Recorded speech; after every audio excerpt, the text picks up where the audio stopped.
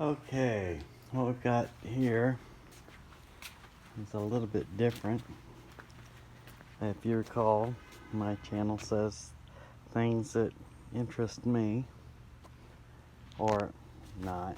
Anyways, here we have your basic Western saddle that has been setting in the tack room in the barn and has developed mildew, and it's pretty extensive. So by we I mean me, will be cleaning and getting rid of the mildew.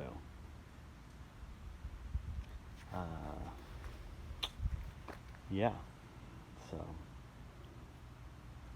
what's going to happen is, now if you notice right here, I took and put these on for Miss Tony because it was hurting her knees to have to force the stirrups out, so I put these on there to actually turn the stirrups already. So the chap part here, real thick, stiff leather, and it was hurting her, so we went ahead and did that. This one has got a front and a rear cinch, and yeah, it's a small tree, which is this part right here, and it's kind of a small seat. It's for someone with a small buttocks. So what we're going to do is we're going to pressure wash it, and then we're going to hit it with bathroom cleaner. Yeah, foaming bubbles. I'm sure nobody's ever thought of that today, and I'm sure I'm going to get some weird looks from people when they see a saddle out here, and that's okay, because it needs to get cleaned.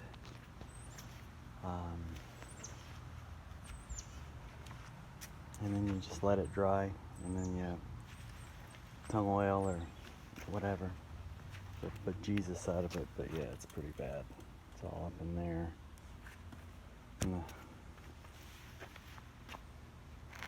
And it shouldn't damage the medallions or anything.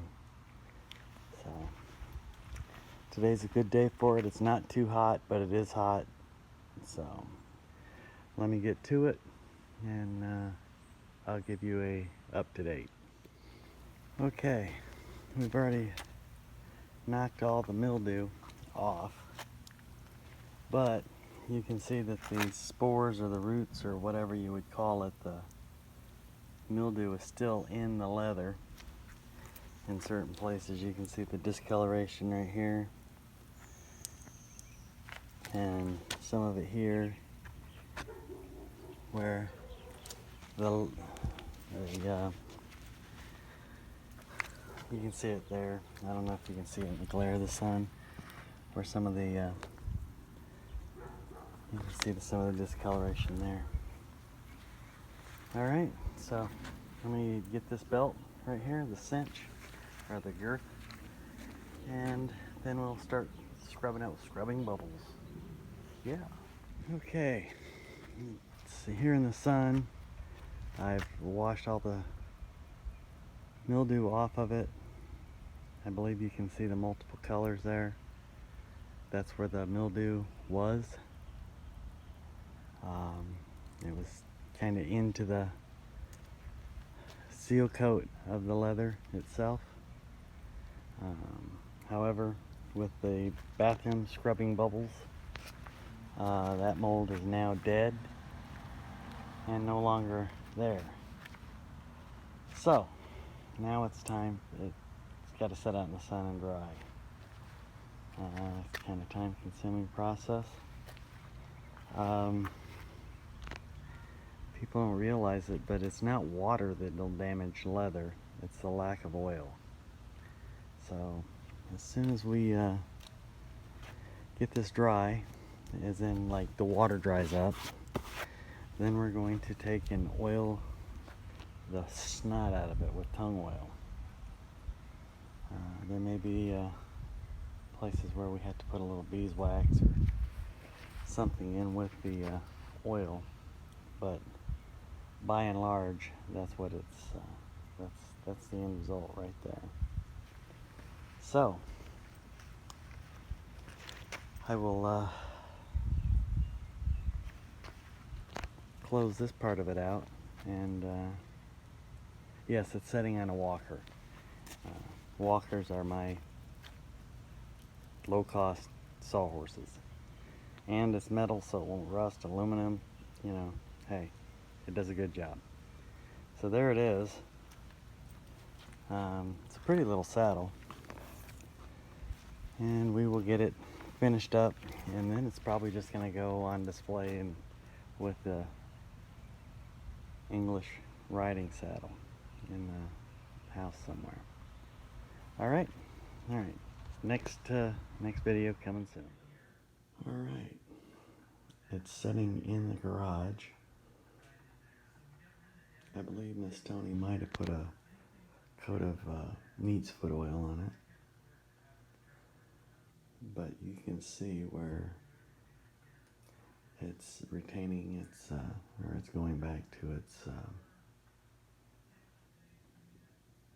luster.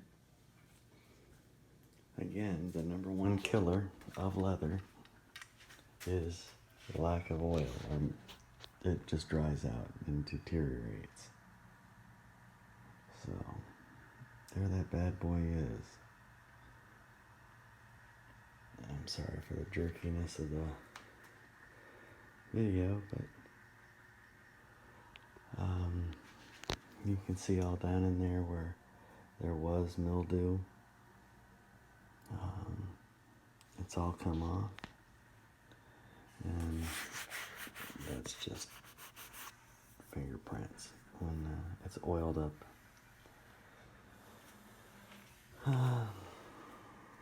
It'll be pretty again. And again, there's those strip turners. Anyways, that's your little video on returning a saddle to like new quality.